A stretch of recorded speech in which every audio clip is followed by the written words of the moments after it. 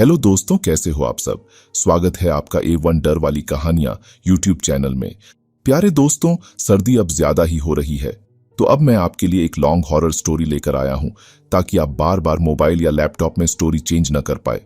तो कुर्सी की पेटी बांध लीजिए, मौसम डरावना होने वाला है। तो आज फिर मैं आपके लिए एक और डर से भरी हुई अनोखी और डरावनी कहानी लेकर आया हूं।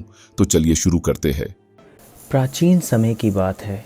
एक ब्राह्मण राजकुमार शिकार खेलते खेलते अपने सैनिकों से अलग हो गए तथा रास्ता भटककर जंगल के बीचों बीच पहुंच गए। जब उन्हें ये एहसास हुआ कि वो भटक चुके हैं, तब तक बहुत देर हो चुकी थी तथा वो जंगल के बहुत अंदर तक प्रवेश कर चुके थे। भाग दौड़ की वजह से उनको प्यास लगी। उन्होंने पहले अपनी प्यास बुझाने के लिए अगल बगल में नदी या तालाब खोजने लगे। खोजते खोजते उनको एक तालाब मिला। उन्होंने अपने घोड़े को तालाब के किनारे पेड़ में बांधकर तालाब में पानी पीने चले गए। उसी पेड़ पर अपनी शक्ति से सैकड़ों सालों से एक चुड़ैल रहती थी। वह इस राजकुमार के रूप को देखकर मोहित हो गई। राजकुमार के पहनावे और शरीर के पहनावे को देखकर उसने अंदाज़ा लगा लिया कि ये ज़रूर किसी उच्च खानदान के राजा के घर का है। चुड़ैल ने सोचा कि कई वर्षों से मैं प्यासी हूँ, ना ही किसी मनुष्य का खून मिल पाया है और ना ही पुरुष का साथ मिल पाया है। मुझे जंगल को अब छोड़कर अपने शिकार की तरफ चलना चाहिए, क्योंकि वर्षों की प्यास अब बुझाने का समय आ गया है। चुड़ैल ने राजकुमार को मोहित करने के लिए स्वर्ग के अप्सराओं जैसा अपना रूप बना लिया तथा उसी पेड़ के नीचे खड़ी होकर राजकुमार के पानी पीकर वापस आने का इंतज़ार करने लगी। तालाब के शीतल जल से अपना प्यास बुझाने के बाद राजकुमार वापस उसी पेड़ के पास आए जहां उन्होंने अपने घोड़े को बांध रखा था। अपने घोड़े के पास पहुंचते ही देखते हैं कि एक बला की खूबसूरत स्त्री वहीं पेड़ के नीचे खड़ी है। उनके शरीर से मादक खुशबू चारों तरफ फैल रही थी। ब्राह्मण पुरुष उसकी सुंदरता देखकर अपनी सूझबूझ खोने लगे।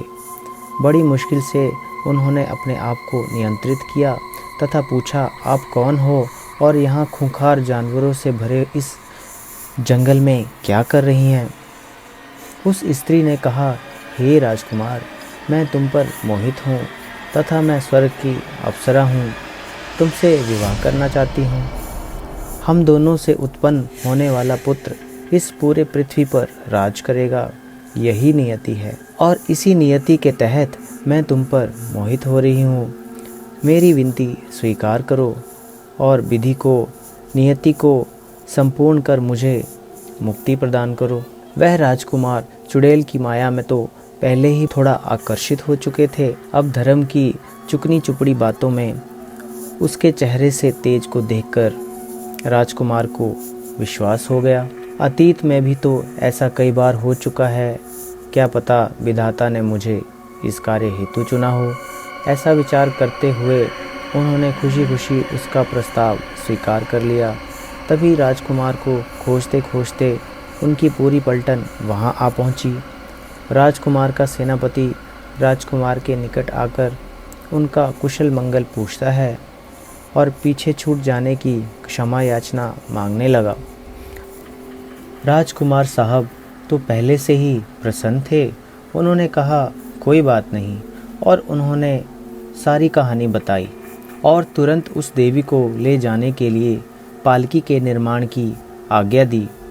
सैनिकों ने टहनियाँ काटकर आनन फानन में पालकी बनाई। राजा उस स्त्री रूपी चुड़ैल को लेकर वापस आ गए। राजमहल पहुंचकर उन्होंने सारी कहानी अपने माता पिता को सुनाई। पिताजी को पहली बार शक हुआ, लेकिन उस मायावी चुड़ैल के प्रभाव से सब मोह माया जाल में फंस गए और उसके स्वागत में जुट गए। बड़े धूमधाम से विवाह संपन्न हुआ। भव्य आयोजन हुआ। पूरे नगर में भोजन कराया गया। खूब दान उपदान किया गया। राजकुमार और रानी भी भोजन कर अपने कमरे में चले गए। कमरे में आते ही राजकुमार ने उस स्त्री को अपनी बाहों में भर लिया। चुड़ैल ने सोचा कि अभी इसके गर्दन से खून को पीकर अपनी प्यास बुझा लेती हूँ, लेकिन फिर उसने सोचा, नहीं, राजकुमार को धीरे धीरे मारूंगी, नहीं तो मेरी पोल खुल सकती है। ऐसा सोचकर वह भी एक पत्नी की तरह पूरी आत्मीय भाव से राजकुमार को गले लगा लिया, ताकि उन्हें थोड़ा सा भी शक न हो। फिर उसने राजकुमार के कान में कहा कि मैं शरबत लेकर आती हूँ। भोजन करने के बाद शीतल शरबत पीना चाहिए। तब तक आप बिस्तर पर बैठिए। ये कहकर वह चुड़ैल राजकुमार की बाहों से अपने आप को अलग करके और शरबत लाने चली गई। कुछ ही समय में वह हाथ में शरबत लिए कमरे में उसने प्रवेश किया और कमरे को अंदर से बंद कर लिया। सुबह हुई। राजकुमार अति प्रसन्न थे। रोज़ की तरह वह अपने पिताजी के साथ राज कार्य में हाथ बटाने लगे। इधर उस चुड़ैल को हर तरफ इंसानी खून की महक आ रही थी और उसकी प्यास बढ़ती जा रही थी। वह राजमहल में अपने शिकार को निशाने पर लेने लगी। राजमहल में नौकर चाकर अधिकारी आदि लोगों की कमी नहीं थी। चुड़ैल ने सोचा, यदि होशियारी से रहूं तो मैं लंबे समय तक आदमी से खून पी सकती हूं और अपनी ताकत और बढ़ा सकती हूं। वह आज रात को ही अपना पहला शिकार करना चाहती थी। रात हुई। राजकुमार को उसने शरबत पिलाकर अपने जादू से गहरी नींद में सुला दिया। जब राजकुमार निर्भेद होकर सो गए, तब वह अपने असली रूप में आ गई तथा गायब होकर महल में घूमने लगी और किसी हिष्ट पुष्ट सैनिक को अकेले में खोजने लगी। तभी महल के एक कोने में छिपकर एक सोता हुआ सैनिक उसे दिख गया। प्यासी चुड़ैल पूरी तेजी से उसके पास पहुंची और पल भर में उस सैनिक के हाथ को अपने मुंह में डालकर उसके शरीर से सारा खून चूस लिया। वह सैनिक चिल्ला भी नहीं पाया और वहीं मर गया। चुड़ैल को कुछ तृप्ति मिली। अब वह अपने कमरे में वापस पहले जैसा रूपवती रूप बनाकर राजकुमार के बगल में लेट गई। राजकुमार जादुई शरबत के नशे में चूर होकर गहरी नींद में सो रहे थे। उन्हें चुड़ैल के किसी भी क्रियाकलाप पर कोई शक नहीं हुआ। सुबह होते ही सैनिक के शव को देखकर पूरे महल में हड़कंप मच गया। राजा ने तुरंत अधिकारियों को मृत्यु का पता लगाने का जिम्मा सौंपा, लेकिन कोई भी सबूत हाथ नहीं लगा। इस घटना को बीते हुए कुछ ही समय हुआ था। इधर राजकुमार का शरीर भी धीरे धीरे सूख रहा था। वो कमज़ोर हो रहे थे। उस चुड़ैल ने उन्हें पूरी तरह से अपने वश में कर लिया था। राजकुमार ने राजा के कार्य में हाथ बटाना भी छोड़ दिया था। वह हमेशा उस चुड़ैल के साथ रहना चाहते थे। आज फिर रात हुई। चुड़ैल ने आज की रात फिर से जादुई शरबत पिलाकर राजकुमार को गहरी नींद में सुला दिया। अपने असली रूप में आकर महल में चारों तरफ अपने शिकार को खोजने लगी। तभी उसे रसोइया सोया हुआ दिखा। ठीक उसी तरह वह रसोइये के पास पहुंची। हाथ उठाकर उसका सारा खून पल भर में ही पी लिया। रसोइया सोया का सोया ही रह गया। फिर उस चुड़ैल ने अपना रूप बदलकर राजकुमार के पास सो गई। सुबह हुई। एक बार फिर पूरा महल दहल उठा। राजा ने तुरंत राजगुरु को बुलाने का आदेश दिया। सेनापति रथ लेकर राजगुरु के आश्रम में उनको लाने चले गए। शाम तक सेनापति राजगुरु के साथ राजमहल में उपस्थित हुए। राजा ने उनका चरण स्पर्श कर स्वागत किया और उन्हें सारी कहानी कह सुनाई। राजगुरु ने रसोइये के शव को देखते ही सारी कहानी समझ गए तथा उन्होंने बिना देरी किए मिट्टी से भरे हुए मिट्टी का घड़ा मंगवाया तथा उस घड़े को अपने हाथ में लेकर मंत्र पढ़ने लगे और उसमें से मिट्टी निकालकर पूरे महल में घूम घूम कर फेंकने लगे। मंत्र कंपन से उस चुड़ैल के देह में बेचैनी होने लगी। वह गायब होकर राजगुरु को मारने के लिए दौड़ी, लेकिन जैसे ही वह राजगुरु के पास आई तो उनको आभास हो गया। उन्होंने मंत्र पढ़ते हुए मिट्टी को उसके ऊपर फेंक दिया। उस सिद्ध चमत्कारी मिट्टी की वजह से वह राजगुरु के कैद में आ गई। उन्होंने तुरंत आदेश दिया कि जो मिट्टी मैंने अभी फेंकी है उनको उठाकर घड़े में डाल दो और एक कपड़े से इसका मुंह बंद कर दो। राजगुरु बहुत सिद्ध पुरुष थे। उन्होंने राजकुमार का भी इलाज किया और उस मटके को लेकर अपने आश्रम में चले गए। मृत्यु के मुंह से बचे राजकुमार को एक बहुत बड़ा सीख मिला कि हर खूबसूरत चीज़ अच्छी नहीं होती। तो दोस्तों, कैसी लगी आपको यह डरावनी कहानी? अब चलते हैं अगली कहानी की ओर। ये उस वक्त की कहानी है जब मैं गांव में अपनी चाची के साथ रहता था। मेरी उम्र 14 साल थी।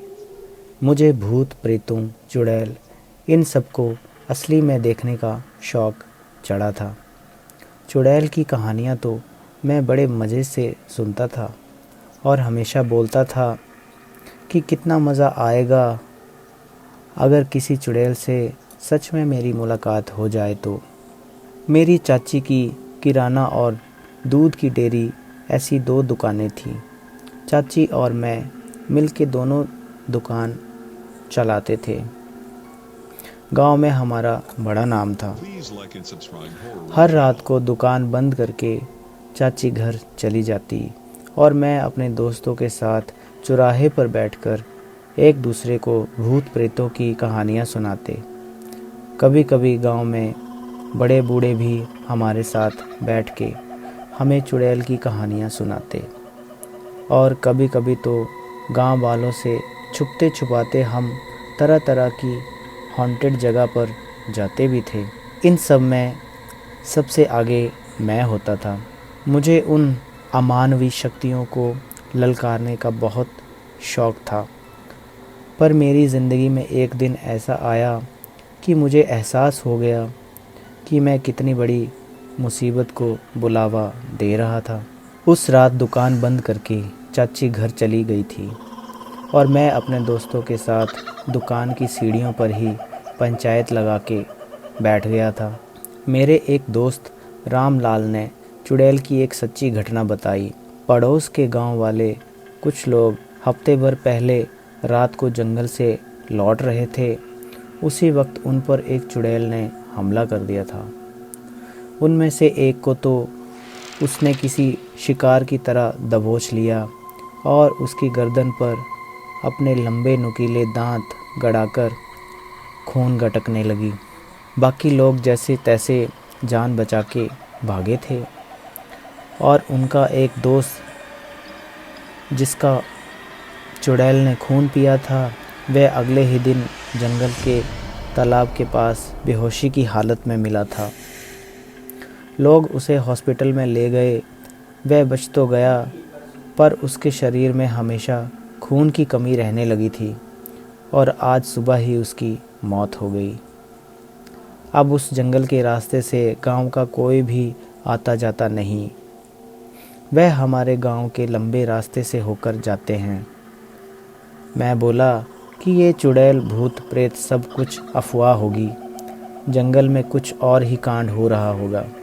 फिर मजाक मजाक में हम सब ने शर्त लगी जो कोई जंगल के बीचों बीच जाके पुराने पीपल के पेड़ पर लाल कपड़ा बांध के आएगा वो सबसे बड़ा जिगर वाला माना जाएगा। उस चुनौती के लिए 3 लोग आगे आए, मैं, आशीष और विवेक।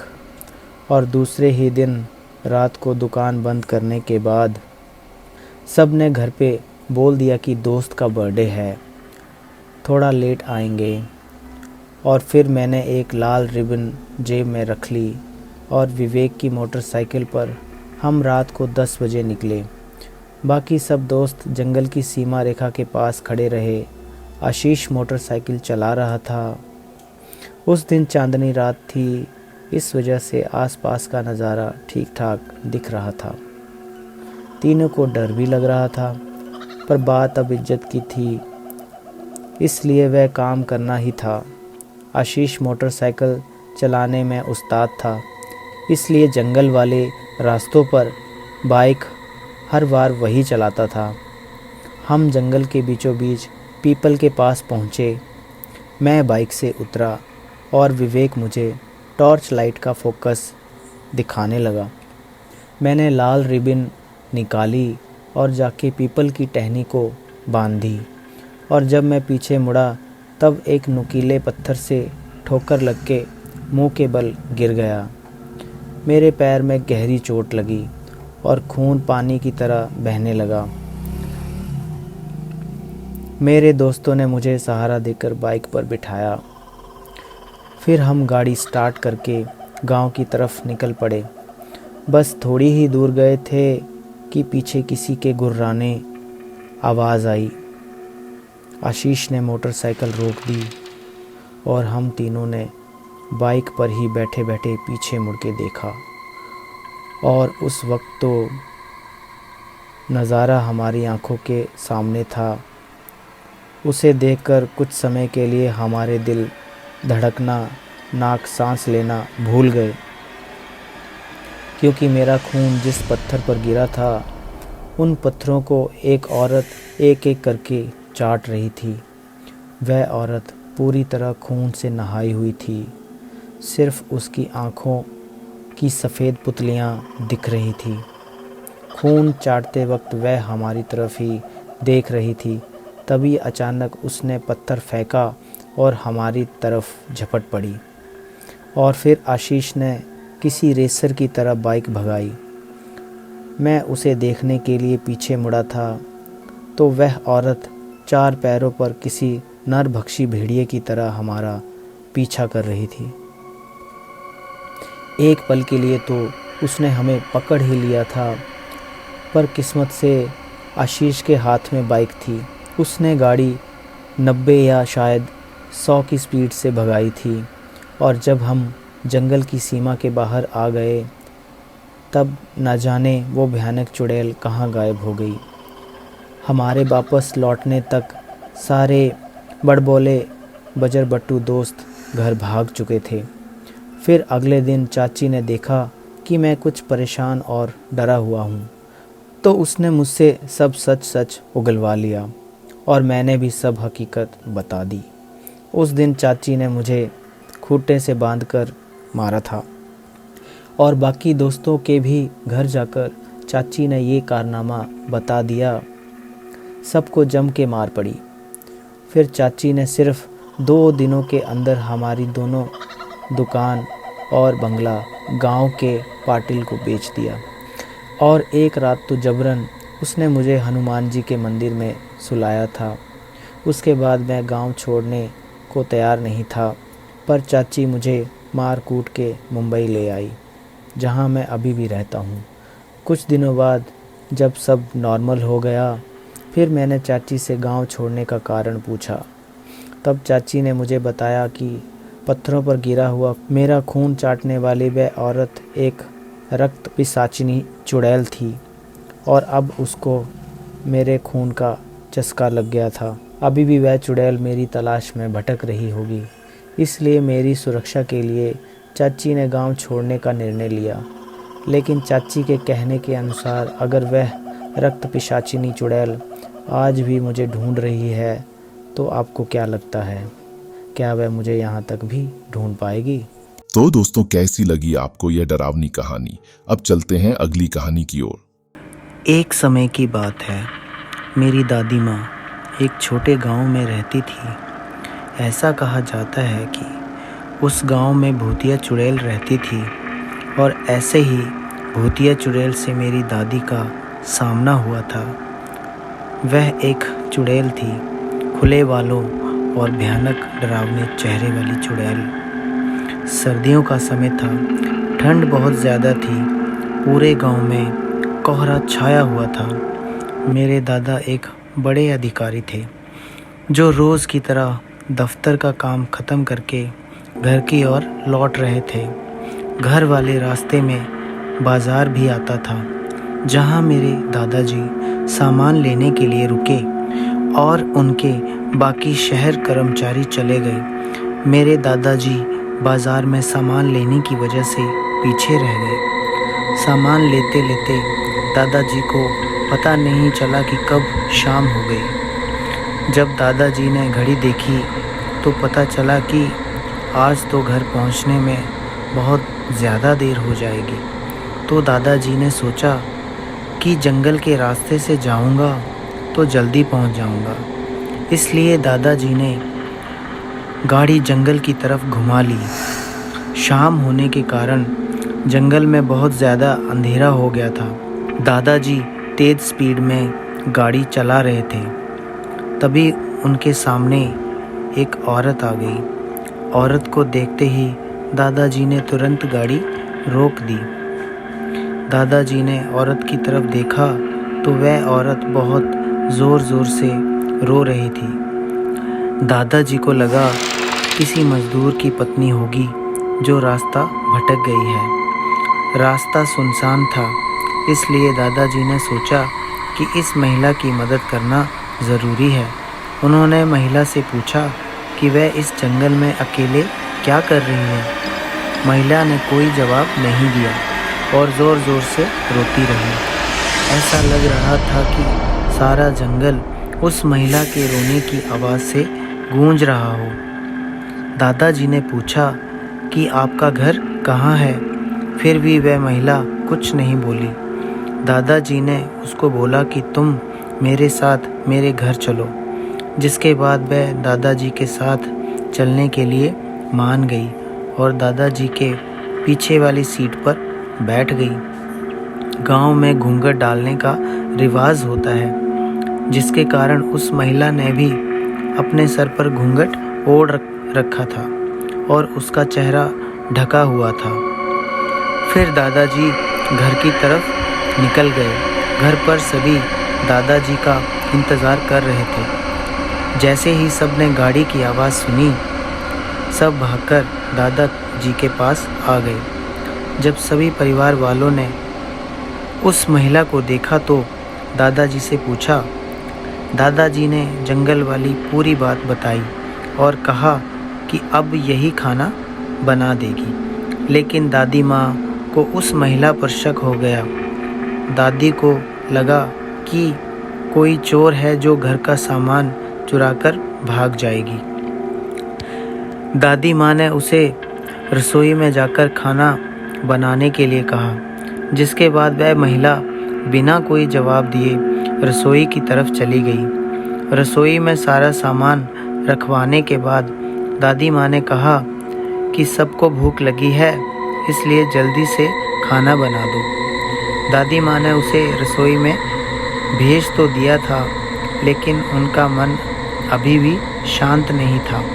10 मिनट बाद दादी माँ रसोई में पहुंची तो देखा कि अभी वह महिला मछलियाँ बैग में से मछली निकाल रही थी, जिसको देखकर दादी माँ को और भी गुस्सा आ गया था और उन्होंने बोला कि तुमने अभी तक खाना बनाना शुरू ही नहीं किया, कब खाना बनेगा और कब हम खाएंगे।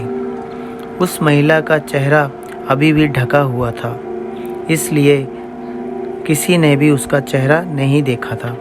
दादी माँ ने उसका चेहरा देखने की कोशिश की, लेकिन उसका चेहरा नहीं देख पाई। दादी माँ ने बोला कि ज़रूरत हो तो बुला लेना, लेकिन फिर भी वह महिला कुछ नहीं बोली। दादी माँ को लगा कि शायद अनजान लोगों की वजह से ये झिझक रही है, जिसके बाद दादी माँ चली गई। रसोई में अजीबोगरीब आवाज़ आ रही थी। फिर 10-15 मिनट बाद दादी ने रसोई में आई तो रसोई का नज़ारा देखकर दादी माँ बहुत डर गई। उनके पैर वहीं पर जम गए। दादी माँ के गले से आवाज़ नहीं निकल रही थी। दादी माँ ने देखा कि वह महिला रसोई में बैठकर कच्ची मछलियाँ खा रही थी। रसोई में मांस और हड्डियों के टुकड़े बिखरे हुए थे। उस महिला का घूंघट भी सर पर नहीं था और उसका चेहरा बेहद डरावना, लंबे लंबे काले बाल, बड़े बड़े नाखून और चुड़ैल थी। वह चुड़ैल मछली खाने में मगन थी। इस कारण दादी माँ पर उस चुड़ैल का ध्यान नहीं गया। दादी माँ से चिल्लाया भी नहीं गया। दादी माँ को लगा कि ये और ज़्यादा भयानक ना हो जाए। दादी माँ ने एक थाल उठाया और वह चूल्हे में से जलता हुआ कोयला लेकर उस चुड़ैल की तरफ दौड़ पड़ी। दादी माँ ने कोयला उस चुड़ैल पर फेंक दिया। आग की वजह से वह चुड़ैल ज़ोर ज़ोर से आवाज़ निकालने लगी। चुड़ैल की आवाज़ सुनकर सारा घर इकट्ठा हो गया और चुड़ैल को आग दिखाकर घर से बाहर निकाला गया। चुड़ैल की आवाज़ इतनी तेज़ थी कि आसपास के सभी लोग अपने अपने घरों से बाहर आ गए और सभी ने चुड़ैल को देखा। चुड़ैल लोगों को देखकर जंगल की तरफ चली गई। पूरे गांव के लोग चुड़ैल के डर से कांप रहे थे और सभी मेरी दादी माँ की प्रशंसा कर रहे थे, जिन्होंने सही समय पर उस चुड़ैल को आग से भगा दिया। यदि चुड़ैल को नहीं भगाया जाता तो वह पूरे गांव के लोगों को खत्म कर देती। तो दोस्तों, ये कहानी आपको कैसी लगी मुझे कमेंट करके ज़रूर बताएं। अगर आपको ये वीडियो अच्छी लगी हो तो हमारे चैनल A1 डर वाली कहानियां को सब्सक्राइब करना बिल्कुल मत भूलना और दोस्तों के साथ शेयर ज़रूर करें। मिलते हैं अगली एक और डर से भरी हुई कहानी के साथ। तब तक के लिए जय महाकाल।